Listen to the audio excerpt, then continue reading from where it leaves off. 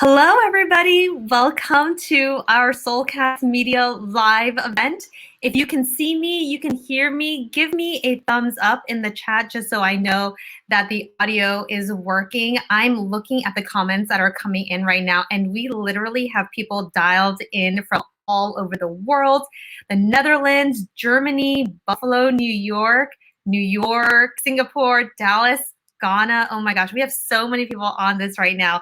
So welcome, everybody. My name is Jessica Chen, and I'm the founder and CEO of Soulcast Media.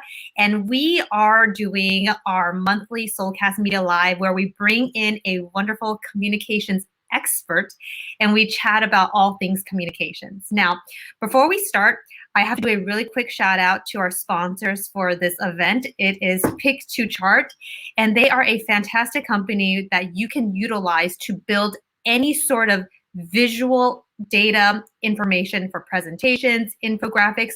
So you log onto their site and you can build things that you can post on social media, and it's all templates.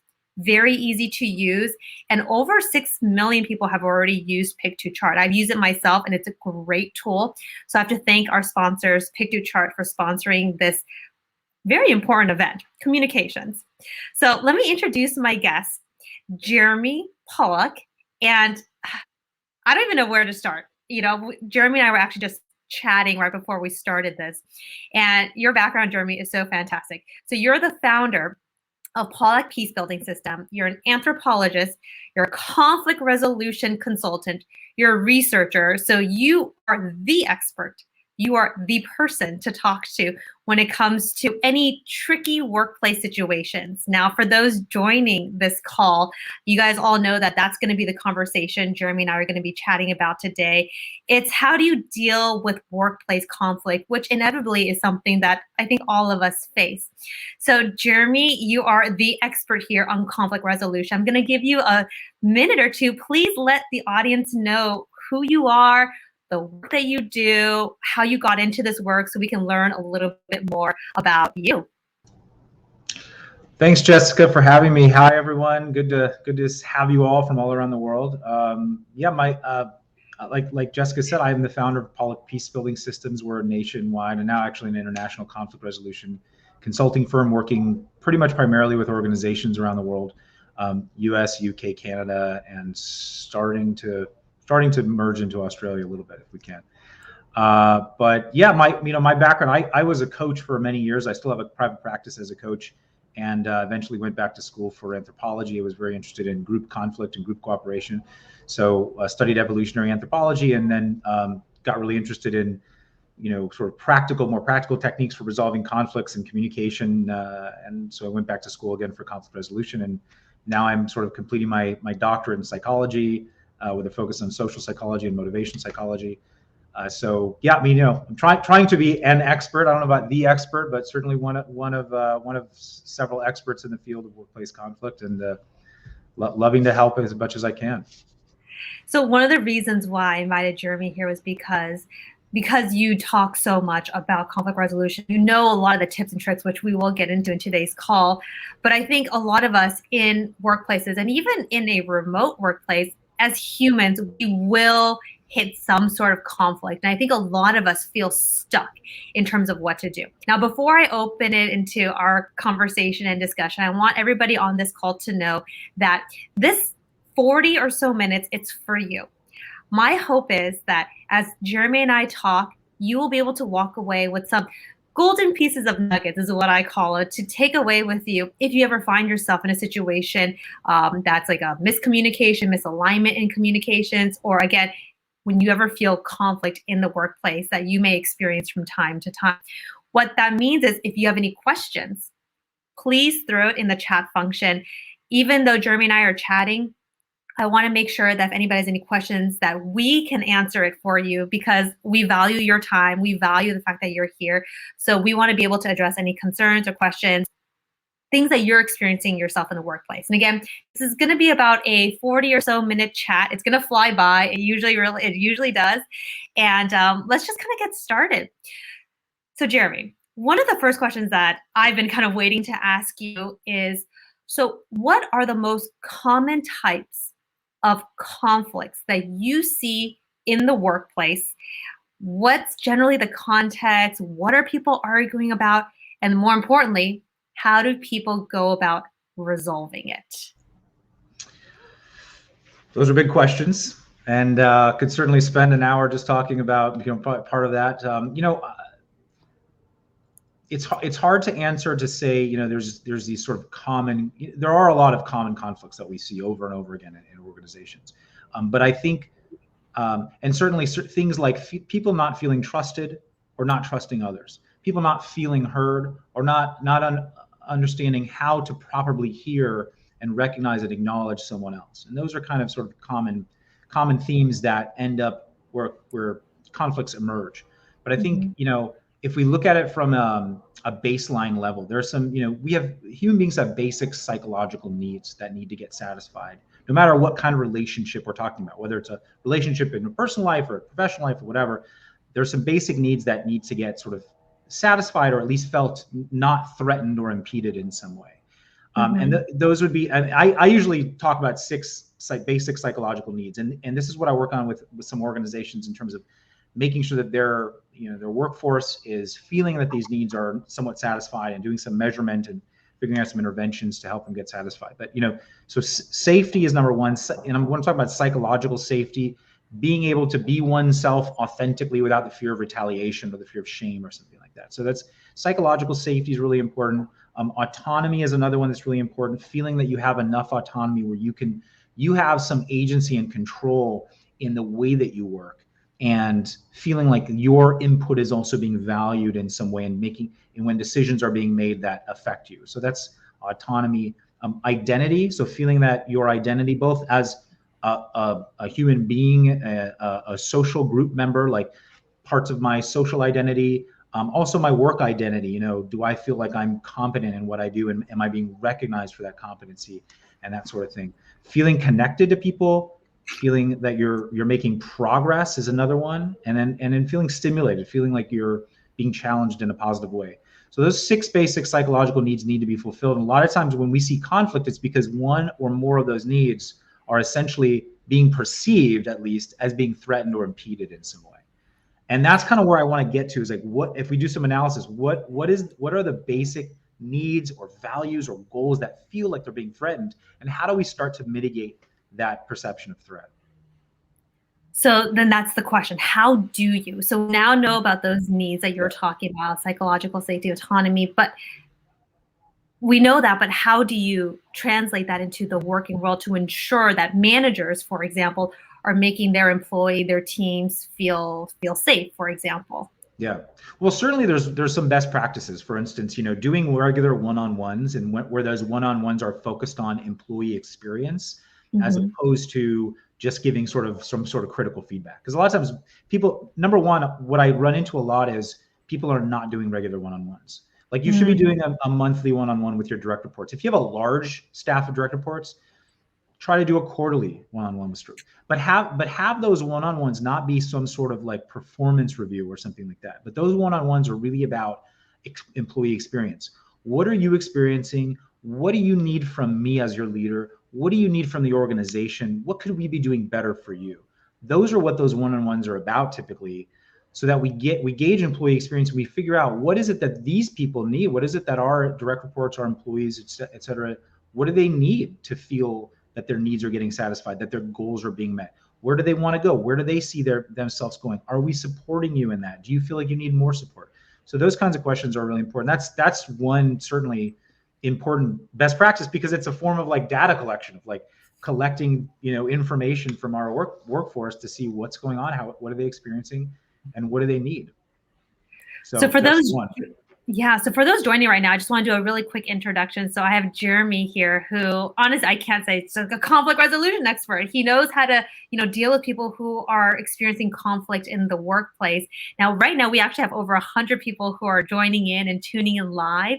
So thank you so much. Jeremy and I are talking about, as you can see in the topic here, resolving workplace conflict via strategic communications. Now, again, anybody who has any questions, please throw it in the chat function.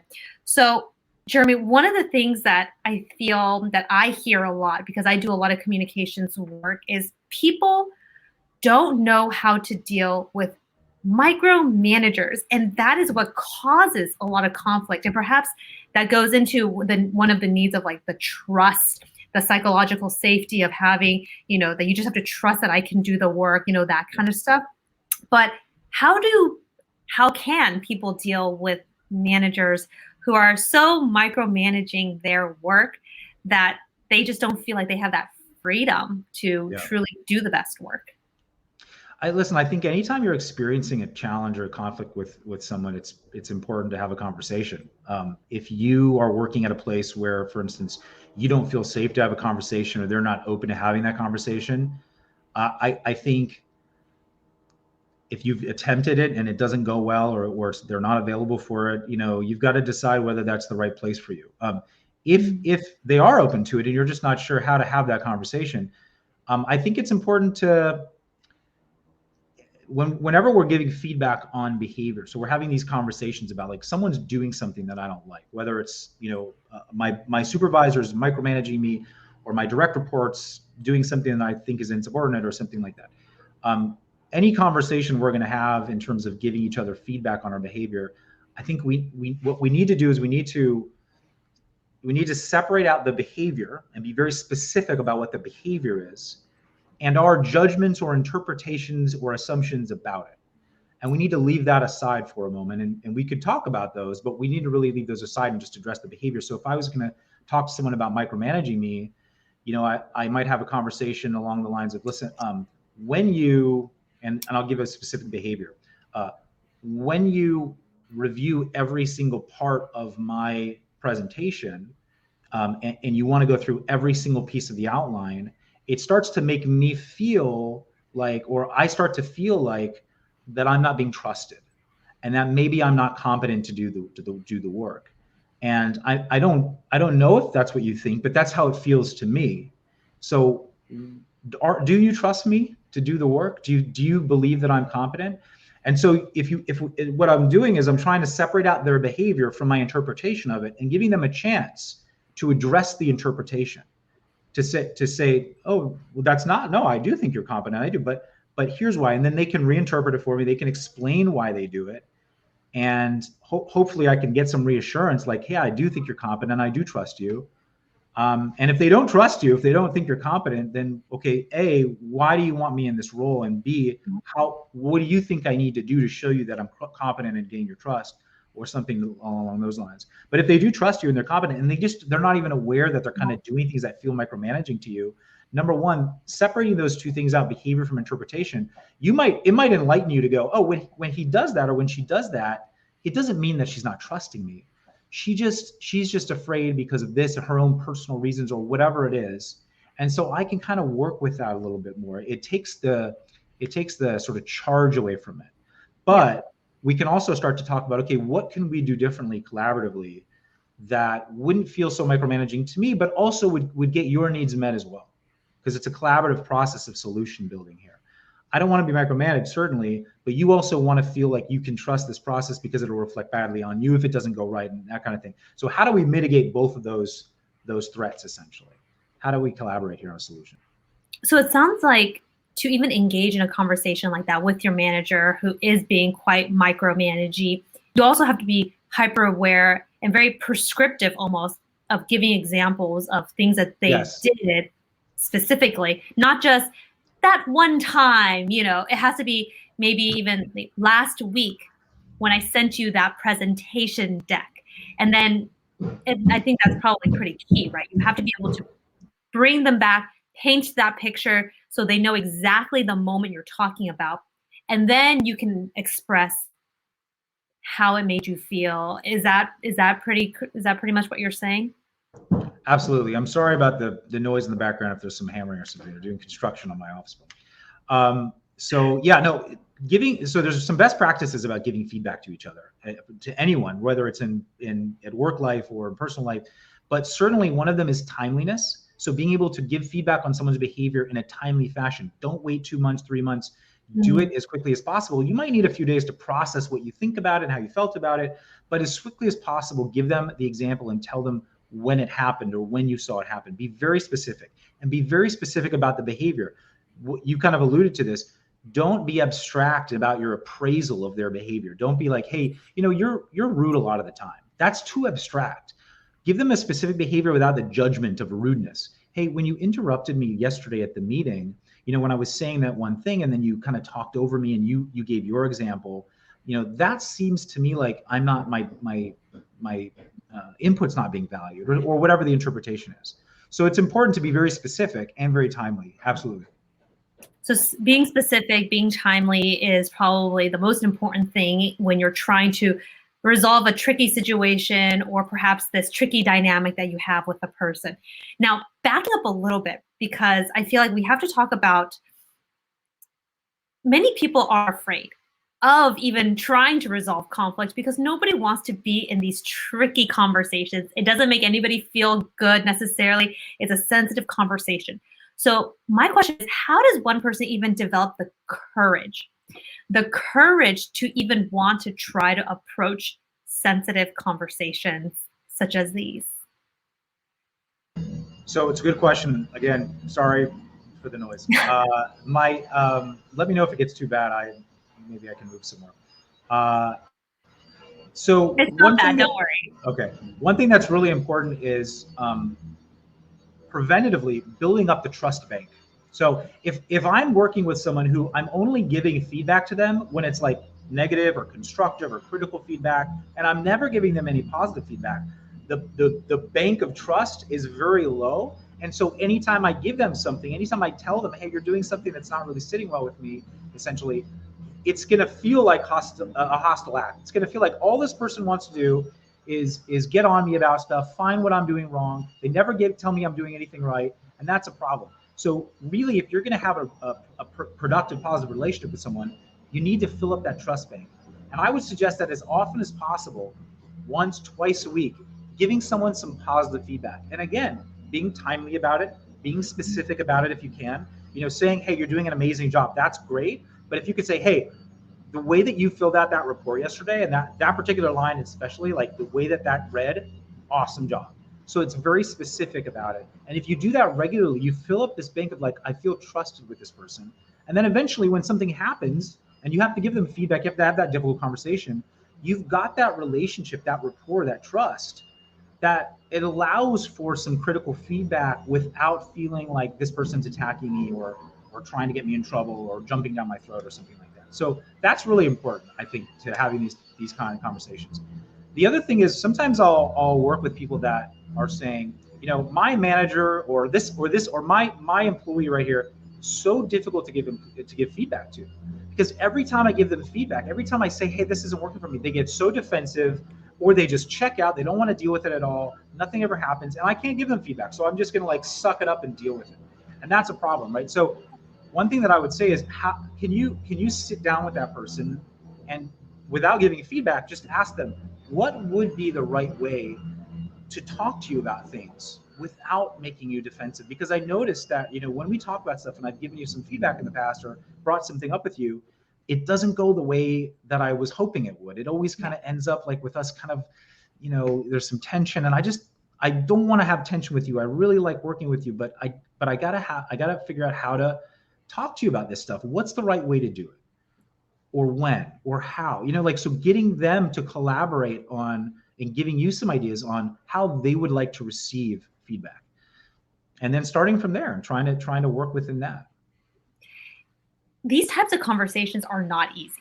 It's easy for us to talk about, okay, this is what you have to do, approach it this way. But a lot of times when people are sitting in this room or, they're wanting to talk about this, people's, like, for example, their heart might start pumping really fast because they just get really nervous.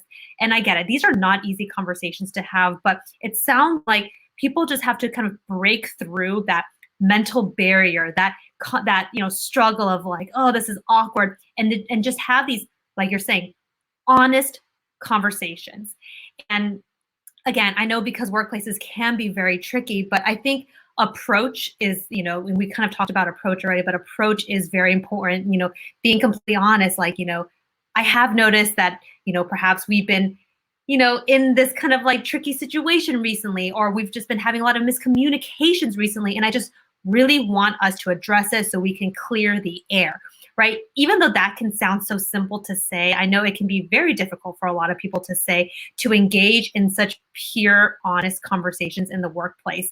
You also mentioned this really good point, which is giving feedback is obviously, and giving constructive feedback is quite important. But all the other times is when you're building up this trust bank. I don't know if that's a word you use, this trust bank. And how to build that up is giving positive feedback when you do see it, because you don't want your interactions to always be negative, right? So in order for you to build up that trust bank, which I actually really like that term, is when you see something good, let your team know, praise them. And you might have heard this, but isn't there such a thing as like, also when you give feedback, like giving it in a sandwich form, positive, negative, positive. I don't know. What have you heard of this? Does that work? There are two important points. So number one, yes, positive. I think starting with a positive, depending on the relationship, you may not need to, but if you have like a trusting relationship, you may not need to. But typically starting with a positive is great, because what you want to try to do is, again, if you bring up a difficult conversation of feedback and someone's going to get defensive or they're going to shut you down or something, it's because they're feeling threatened on some level. And what you want to do is you want to try to mitigate that threat. And the way that you can do that is give some reassurance, something positive, before you present the potential threat, right? So for instance, if you were going to say, I'm going to give someone feedback on micromanaging. When you tell me, when you go through this thing line by line with me, it feels very like you don't trust me. Before you go into that, you might think to yourself, why would this person get defensive? They might get defensive because basically you're telling them that they're not a good leader. They're not a good manager because they're not doing something right. And they'll get defensive because of that. Well, you might then start with a positive to directly counteract that potential threat. So you might start out with going, hey, listen, I think you're a really good manager. You're a great leader. I think you've got, I really enjoy working for you or with you or something like that. There's just this one thing that I want to talk to you about. So you kind of put it at ease a little bit. The other thing to start with, even before that, is if you're really nervous. I mean, certainly there's self-regulation techniques, like things like breathing techniques. And I also suggest this a lot of times, slowing down your speech, so that if you slow your speech down to the point where you can really hear yourself articulate your words, it kind of gives your brain the signal that it's okay to relax a little bit.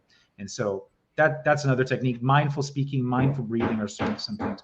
But you could be a little bit vulnerable. In other words, you could basically say to the person right off the bat, before you even start the conversation, you could say, listen, I want to have this conversation. I've been hesitant about it because I'm just nervous about having it. And I just want to kind of put that out there.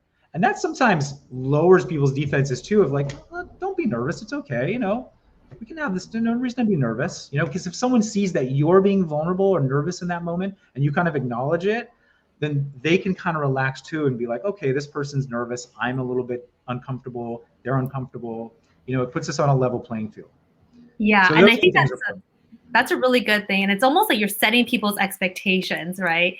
By saying something like that. So one thing, so we've actually have a lot of questions actually coming in, and I actually want to pull some of the questions up for us to answer it. And so the first question that I'm going to pull up here, I don't know if you can see it on your screen, is from Loy. So how do you provide constructive feedback to someone who's constantly making mistakes? So maybe you've given them feedback, but they're still not doing it the way you're hoping. How do you approach a conversation like this where the employee just doesn't get it?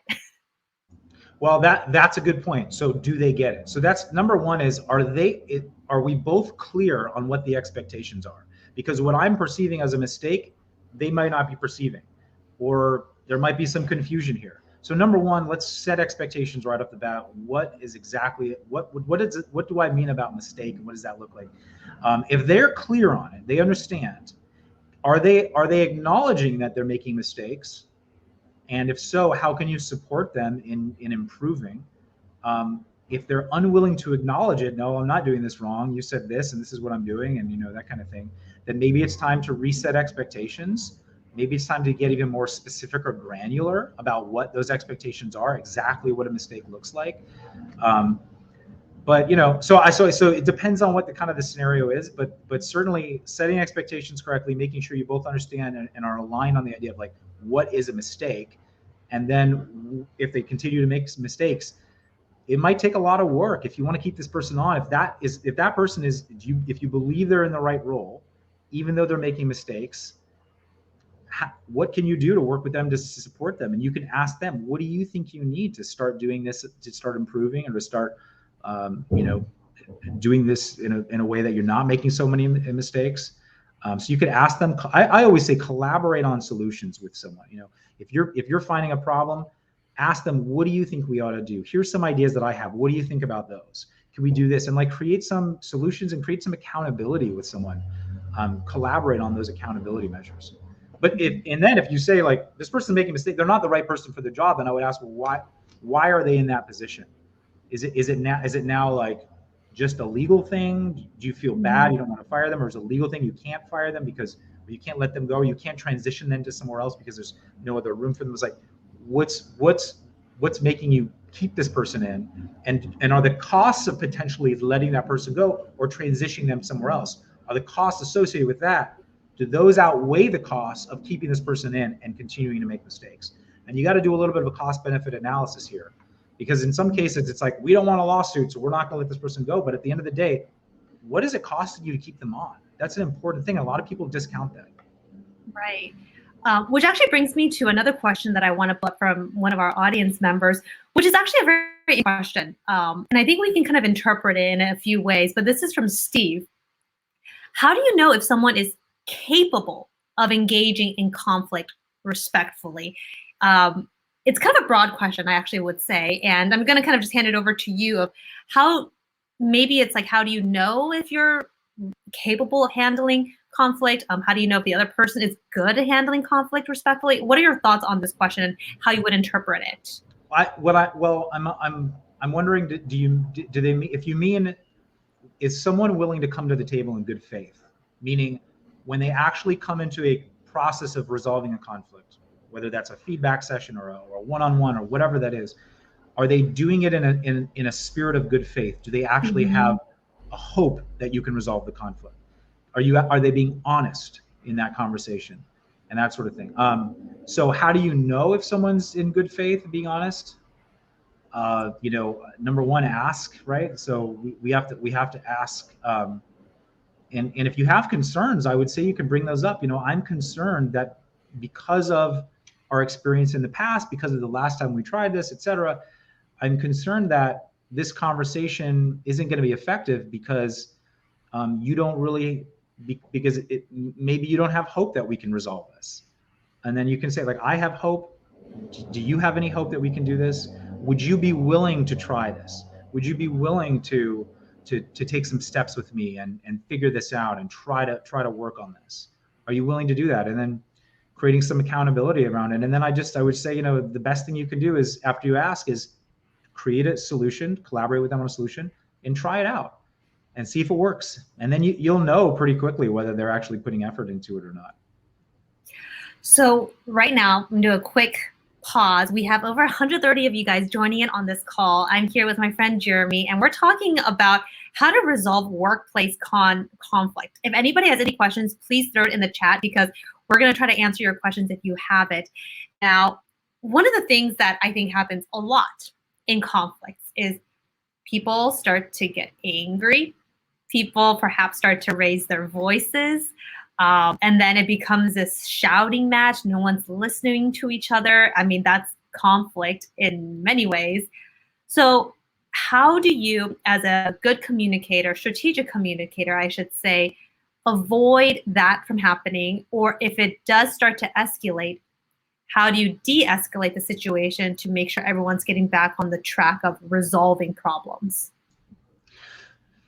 Okay, well, so first of all, if there is screaming involved, that's a cultural problem, because only in a culture where that's allowed to emerge will that emerge. And if it happens and it's in a culture that it's not allowed to emerge, it will quickly get nipped in the bud, right? So if that's happening, if people are yelling at each other, then first thing I would work on is, let's create a code of civility for this culture.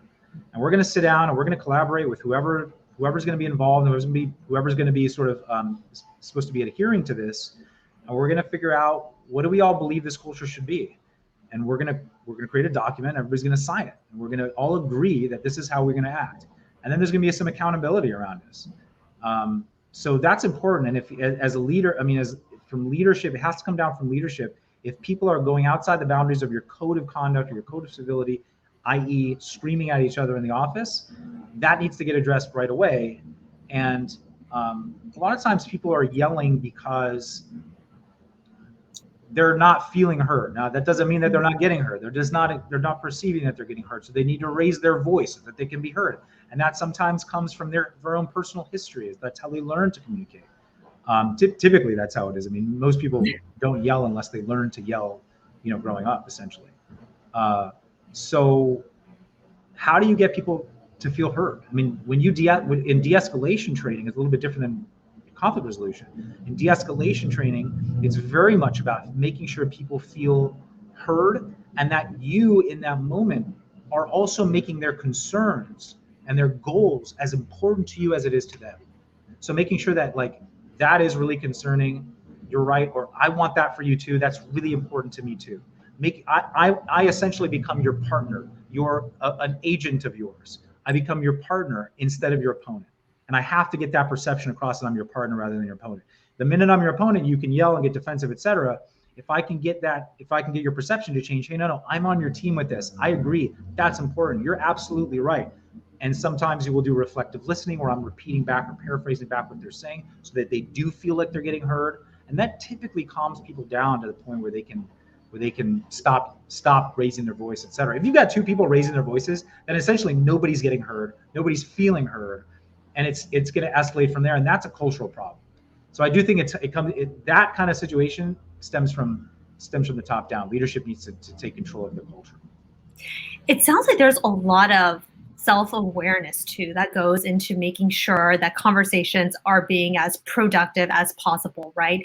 For example, if you're engaging in a sensitive topic with somebody and you notice the other person starts raising their voice, let's say naturally you start raising your voice, but you can't necessarily expect the other person to police themselves. So you yourself have to realize, okay, wait a second, right? Okay, things are getting kind of out of hand. Things are getting really loud. Then you have to, in a sense, kind of stop yourself and calm yourself down to make sure that, okay, I need to maybe be the first one to stop yelling to get things back. And would you say that's also, relevant in the workplace too?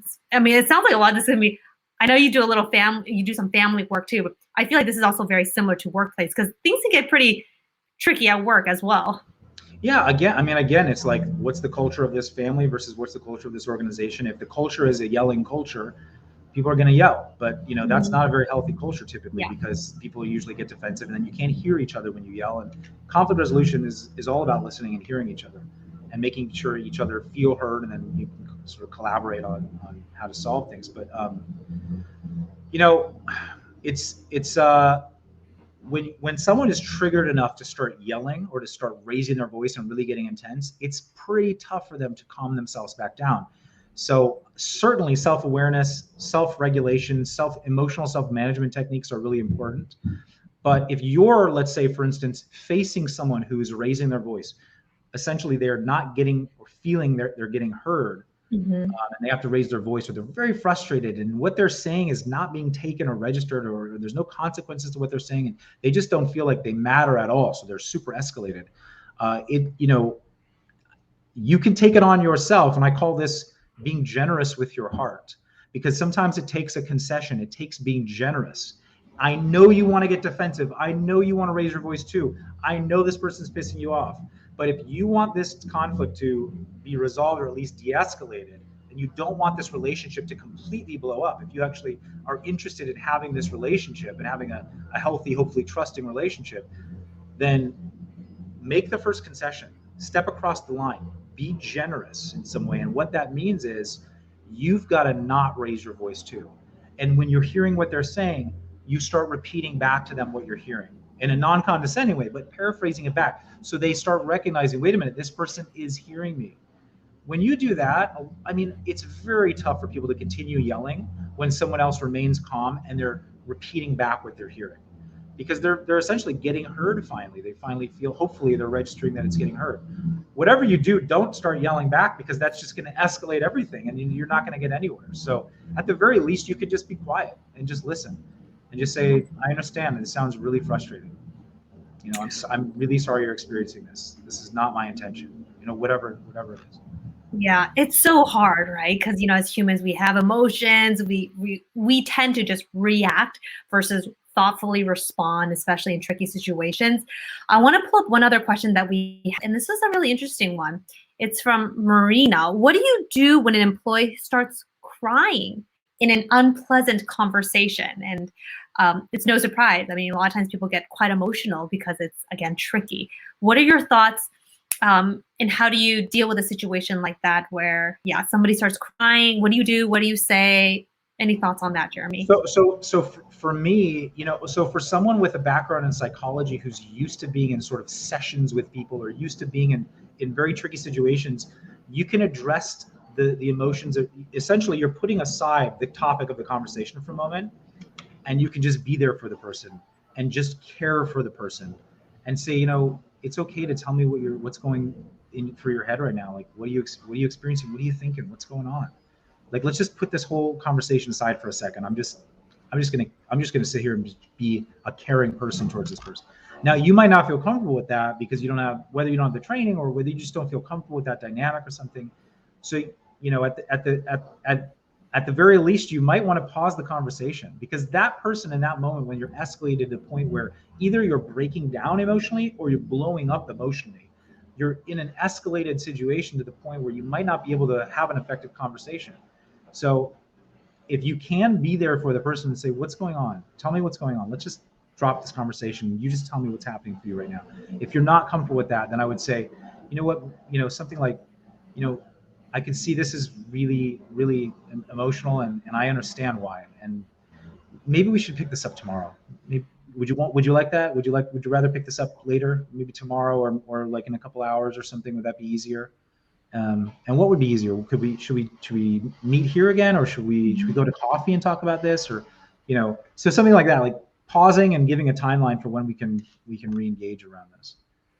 So sometimes when things kind of get a little bit more emotional in the sense of somebody's crying, maybe there's a lot of value in, okay, we don't need to continue with today, but it's not necessarily, forgetting about the conversation entirely, but it's just, okay, let's kind of come back again, give us a break, a time. And the other suggestion that you said was just acknowledging kind of like, they're feeling, just listening at that point. Yeah. Right? Yeah. What's going on now? And so, and you can, and I would say, if you do pause the conversation and say, hey, can we pick this up tomorrow? Hey, maybe it's a good idea we touch base tomorrow and we can talk about when to talk about this again, or something like that, because they're just not in a space to do that. I would say, again, building up the trust bank. A couple hours later, go to them and just kind of check in, just say, hey, how you feeling? Are you okay? Are you doing okay? I was concerned about you. Just like letting them know, like, I care about you as a human being. I just like, let's forget this work stuff for a second, and you're actually going through something, and I care about you. Mm-hmm. So that can help build the trust bank up. So the time has just flown. I mean, I don't know about you, Jeremy. The time has just flown. We've already been chatting for about 40 or so minutes, and I feel like I still have so many questions that I want to ask you. And I know there's been a lot of questions that are coming in, but one of the things I did want to make sure that we addressed is, so in the work that you do, Jeremy, I know you go and you work with organizations, and I also know you work one-on-one with folks, but when you approach the conflict resolution training that you do with organizations, how does this all change in terms of how you teach people, what you teach people, now that we're in a hybrid remote world? I imagine, because the environment all of us are working in right now is very different. How do you resolve conflict now that everyone's remote or hybrid, and things like that? I mean, it's basically very similar. I mean, we have a particular training that we call resolving conflicts via virtual spaces, but it's there are some little technical details, but really human beings are human beings, whether you're on the phone with them or you're in person with them or you're on Zoom with them or something. So we do a lot of the same stuff, and when we do training, we typically start on a macro. We talk a little bit about the psychology of conflict, what's going on for people in escalated situations or in conflicts, some of the theory behind how we can resolve that, and then we get into what we call communication sequences.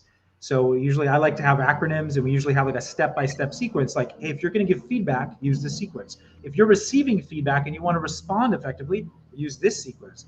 If you want to be a leader mediator, where you mediate conflict between two of your direct reports, use this sequence. And it's like different sequences of communication, have them tested out, and then we do a lot of interactive role playing and that sort of thing so that people can understand how it feels in those conversations. And we do that virtually or in person. It's pretty much very, very similar. I mean, we were doing virtual trainings before COVID, so we were kind of used to the format.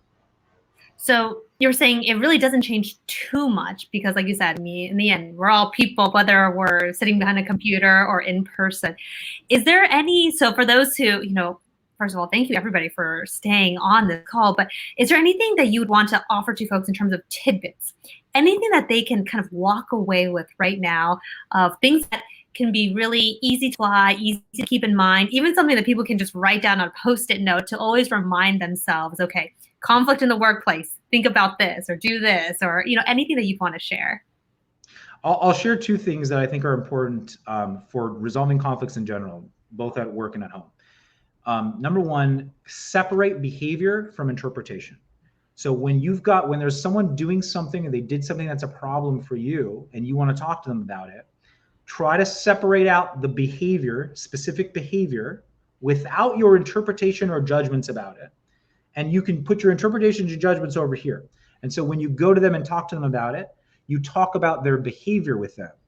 And then you can tell them how that behavior sat with you, how you interpreted it, what kind of impact it had on you. But you can talk about that in a way where it's not like you're necessarily assuming that they intended that. You're talking about it in a way where this might have been just an unfortunate consequences of that behavior, but I want to let you know how it impacted me. And so how can we resolve that going forward or something like that, right? So behavior from interpretation, really important, because if you go in straight away with your interpretation, hey, you know what? When you talked to me yesterday, you were super rude.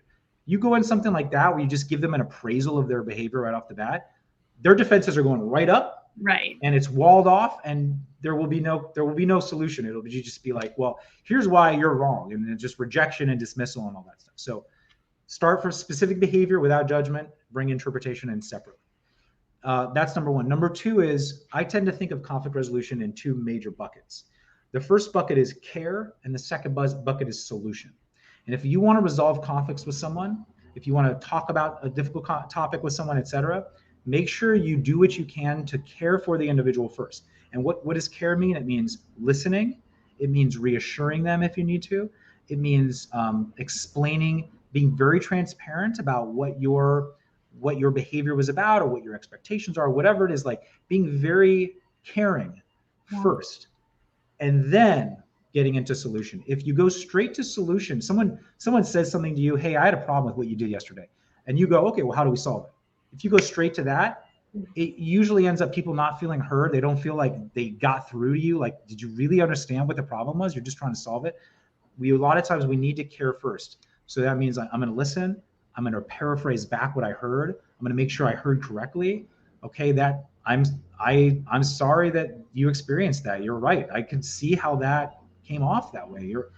Any of that is all a caring thing. And then we can talk about, so what can we do going forward? How can I fix this going into tomorrow, and et cetera. So care first, solution second. Both are very important for conflict resolution. I feel like those are like the golden nuggets for those who are watching right now to take away. It's kind of those two things you said, separate the behavior from interpretation, because you don't want to go into a conversation guns a-blazing. This is messed up. Nobody's going to start listening with that kind of approach. So separating behavior from intent. And then the second one was really just like leading with care. And then that's kind of how you build that trust, that I'm sure it's psychological safety in some senses. And then we can now have a dialogue, and we're both a little bit more calm, level-headed, because nothing gets, I guess, resolved when both people's emotions are heightened up here, right? So effective communication goes out the window when people are escalated. Totally. Logic goes out the window. Rationality out the window. It's all emotion at that point. We've got to de-escalate. Yeah. And this is so relevant in the workplace as well.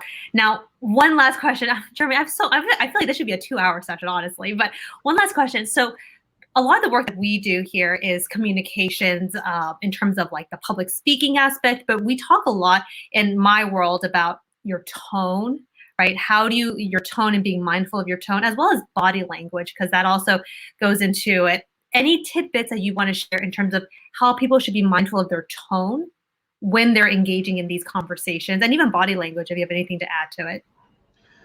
Well, certainly it depends on the relationship and how much trust there is between the individuals, in terms of being cautious about, body language and that kind of thing. But yes, we talk a lot about this in de-escalation training. So in de-escalation training, I tend to, again, if you were going to embody an archetype in terms of your tone, I say embody a caretaker. And what that means is, if someone can say anything they want, like let's say I'm dealing with a sick patient and they're in a place of psychosis and they're just like, they're talking wild. And if I'm gonna go ahead and believe their reality and like participate in it, internalize it and that kind of thing, I might get defensive. But if I'm acting as a caretaker, where I can stay a little bit on the outside, but still empathize with them, I can perspective take with them. How would it feel if I was in that hospital bed? That puts me in a different place. So I can stay confident, but I can also, but not arrogant, right? So confident and humble is what I say. So caretaker, confident, humble. Those are some things to keep in mind, so that you're talking to someone not in a condescending way, but really in a way where you're trying to care for them in this moment, like you would a sick patient. So that's tone. And in terms of body language, I always say, don't square off with someone and like stand face to face with them, because this feels very oppositional. Whenever I'm de-escalating, I tend to turn myself just a little bit, so that if you're here and I'm here, I can talk kind of like this. And it's kind of hard to see on the video here, but we're essentially a little bit standing facing the same direction. And what that gives is sort of a subliminal message that we're on the same team. We're tackling the same problem here. We're not against each other. We're together against the problem as a sort of third entity. So facing the same direction as much as possible is important. I always like to sit with people rather than stand, if anybody possible. If you have to stand, you can stand, but when you sit, it kind of takes the sort of oppositional vibe away. And then also keeping your hands kind of open. So not closed fists, not pointing, not crossing your hand. You're keeping yourself kind of open. When you're talking kind of like this, like with your hands open and out. Like, yeah, absolutely. I totally understand that. Yeah, so that kind of language is important too. And I think these are all things that every strategic communicator, which everyone can be mindful of. And these are these small, subtle cues that can really make a world of a difference. Yeah. So, I mean, Jeremy, I'm so grateful for you, grateful for your time. I'm grateful for everybody who joined, all over 100 of you who are on this call and stayed with us the entire time. Now, Jeremy, I'm going to give you kind of like the last word of anything you want to share, where people can find you, a little bit more about the work that you do. If people want to reach out to you, where do they go? I'm sure everybody here is so grateful for you and just sharing all of these insights. Well, thanks for listening. Thanks for participating. Hopefully I was helpful in some way. If you take one thing away, that would be great. I have a book called The Conflict Resolution Playbook, which you can get on Amazon. You can also reach out if your organization needs help. You can reach out to us at PollackPeacebuilding.com. We help companies through coaching, training, and conflict interventions.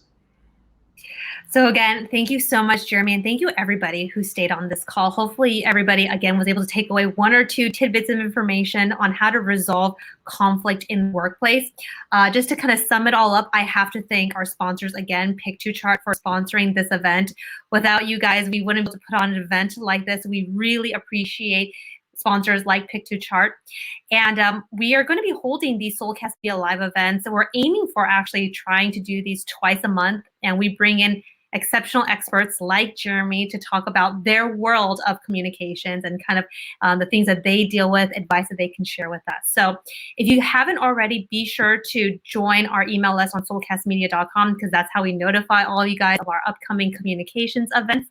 And Jeremy, thank you again. Be sure, everybody, to follow Jeremy, get his book. We'll also be putting the information in the email if you guys RSVP'd, so you guys can make sure to look out for that. But again, thank you, everybody, for your time, and we will talk to you soon. Thank you again, Jeremy.